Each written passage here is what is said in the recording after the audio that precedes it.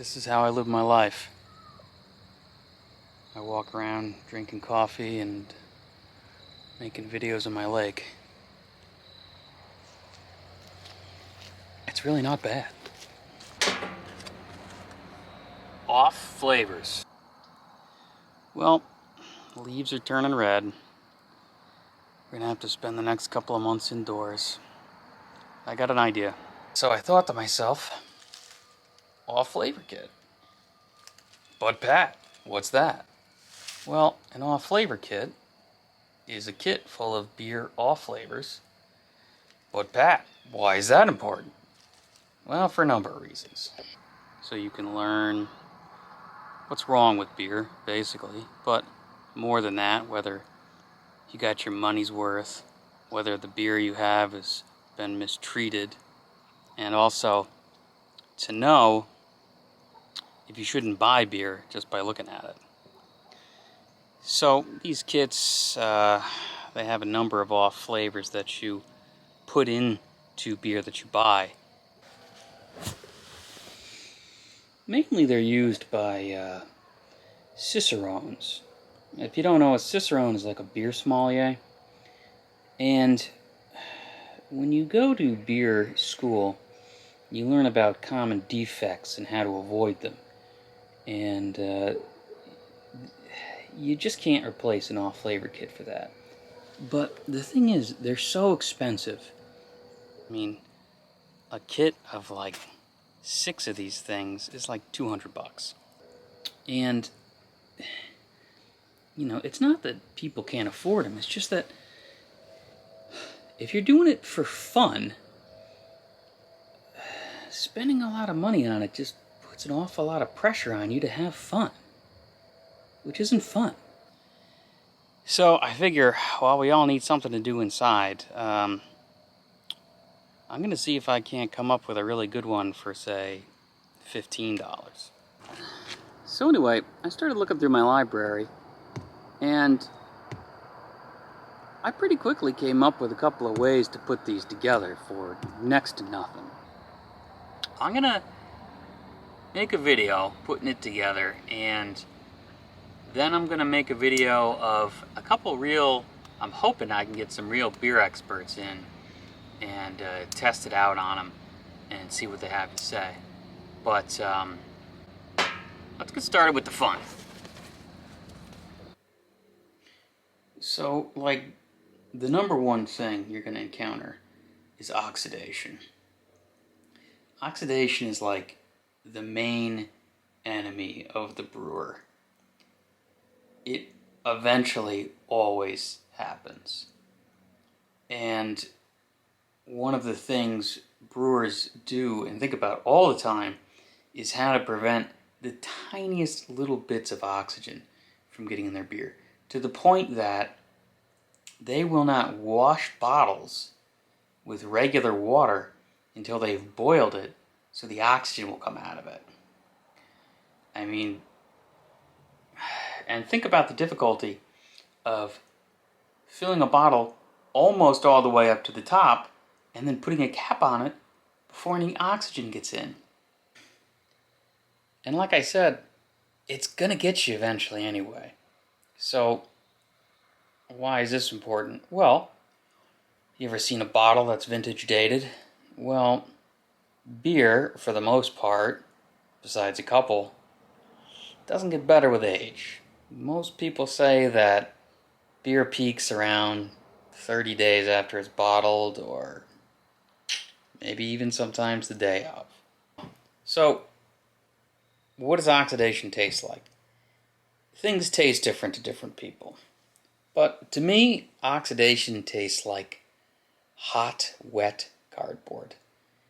It tastes like you took a box, not a nice box, like an old box out of your basement, and put it in a blender with some really cheap vodka, and then just pour it right in your beer. So, it stands to reason, then, that if people go through so much trouble to avoid oxidation, it should be pretty easy for us to oxidize some beer. And then we'll know exactly what oxidized beer tastes like. Cheap beer? Oh man, your favorite. So basically, what you want to do here is just ease the cap off of your cheap beer as slowly as you can. Just a little bit at a time.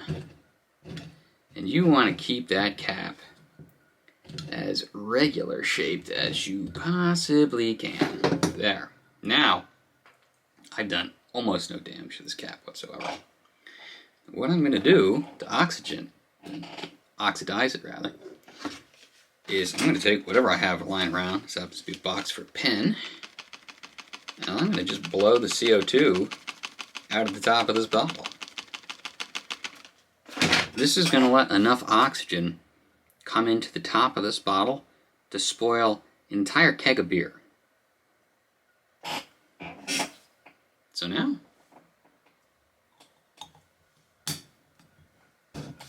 so anybody who knows me knows that I have any number of apparati for both removing and applying caps, or maybe you call them crowns, to beer. But today, since I don't want people to have to own a bottle capper for this, I'm going to suggest that we use a radiator hose clamp. You might be looking at me like, Pat, radiator hose clamp? I went to college. What's a radiator? Don't worry about it. Just find somebody's dad. They will have one of these. Anybody's dad. So now, put the radiator hose clamp over the cap. Tighten it down.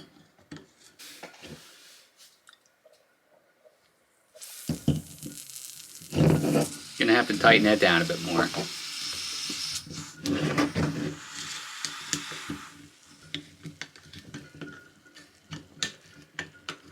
There we go. Okay. Proving that the damn bottle won't leak. Take 2.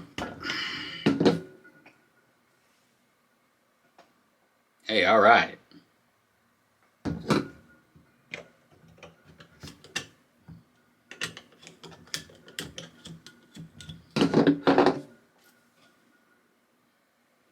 Yeah, you want to make sure that cap is sealed on there, because you don't want your cheap beer to go losing its carbonation, because you don't want to introduce extra variables. But you don't want to put it in the fridge, because that'll slow the oxidation. And don't worry, that beer will be tasting like spoiled piss in no time.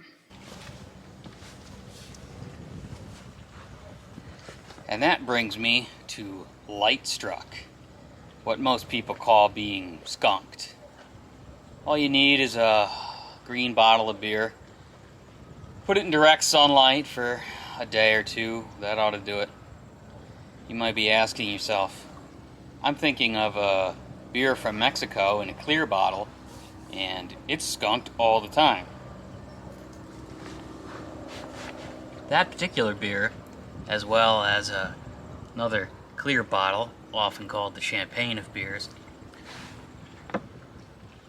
use a special kind of magic that scientists have invented that keeps them from skunking no matter how much sunlight they're in. So, get a green bottle beer. There's one from Holland that should work perfectly. Put it out in the sun.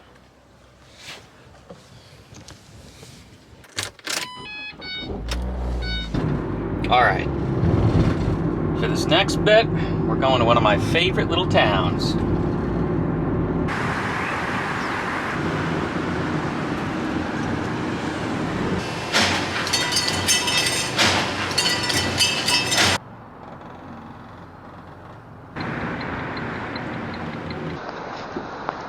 A lunch special.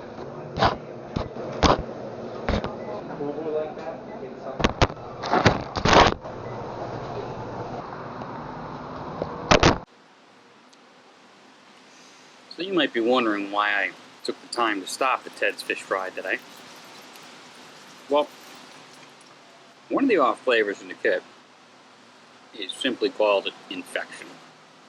There could be any number of different ways to infect beer. So I'm going to take my pick. I'm going with acetic acid. Now, if you don't know, acetic acid is what causes beer to turn into vinegar. So, what better source of malt-based vinegar is there than Ted's Fish Fry?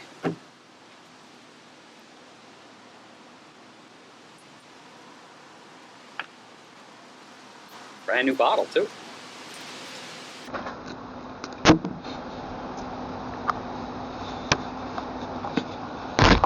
Here we go.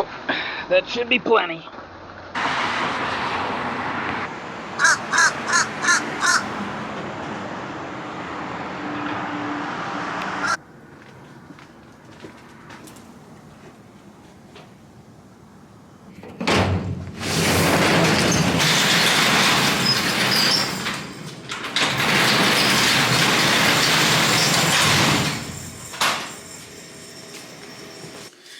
There's 3 more off flavors in the kit sold for the Cicerone program.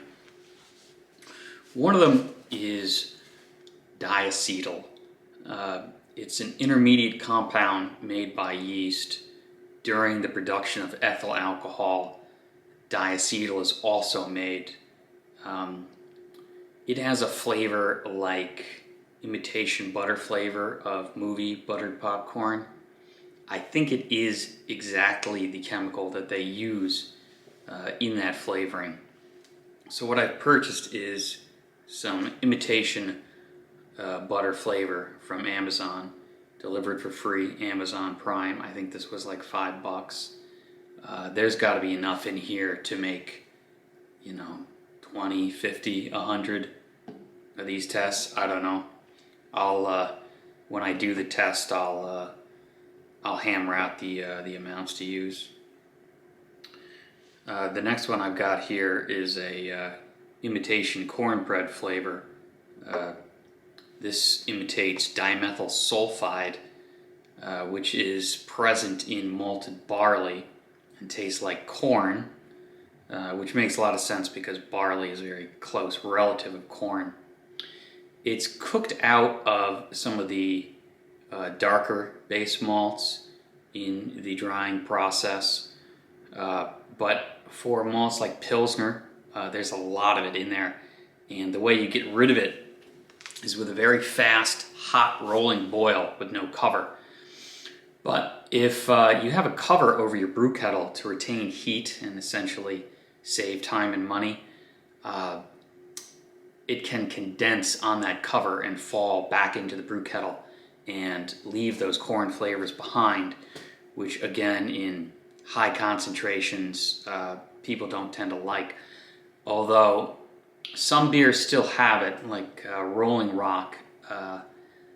It's a leftover remnant from a time when people didn't understand what put this flavor in the beer, and people have come to expect it in Rolling Rock, and so a small amount is controllably put in for that reason. Next flavor tastes like artificial green apple. It is acetaldehyde. So I've purchased just again a flavoring, green apple flavoring, Amazon. I think it was like $8. I don't know exactly how strong this is, but I bet you it's enough to do at least 20 tastings. So acetaldehyde is another intermediate compound like diacetyl. If you wait long enough in your conditioning process, the yeast, at the end of its fermentation, when it's running out of food and it's willing to eat anything to stage off going into dormancy, it will reuptake the acetaldehyde and the diacetyl and turn it all the way fully into ethyl alcohol as a last resort. This happens at a much slower rate compared to the production of ethanol, So when you see something like a cold conditioning time in a beer, that's what they're doing. They're letting it sit and take out some of these off flavors that people don't want.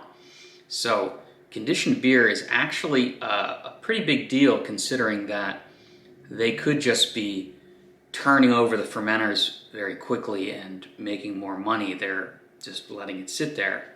So definitely a sign of quality anytime something's conditioned. So those are the last three flavors. They're not as exciting as the first three, but I think they're going to work perfectly and for not that much money.